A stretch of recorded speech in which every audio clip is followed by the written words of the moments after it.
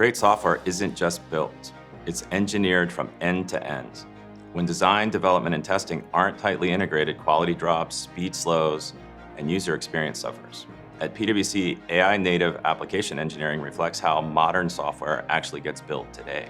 Our teams integrate product design, UI and UX, cloud-native development, and testing into a single engineering flow, where engineers are empowered to own quality, craft, and outcomes end to end. We design and build seamless, accessible user experiences across web, mobile, voice, and emerging interfaces, grounded in user research, interaction design, and accessibility standards that elevate both experience and business outcomes.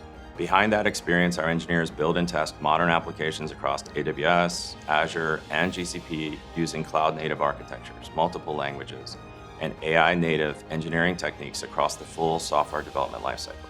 This encompasses requirements, architecture, build, testing, and deployment. We also deliver custom application development beyond the hyperscalers, modernizing legacy systems or building greenfield products on cloud and on-prem stacks, focusing on quality, velocity, and resilience. AI is embedded directly into how we design, code, test, and evolve software, not layered on after the fact.